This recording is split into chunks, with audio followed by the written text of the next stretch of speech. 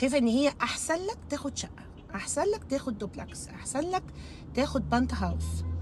لكن شايفه ان 190 متر دي ممكن تكون فيلا تتاخد في المناطق الساحليه، يعني 190 متر، 170 متر، 160 متر، الحاجات الشويه صغيره تحت مسميات التايب ان هو فيلا،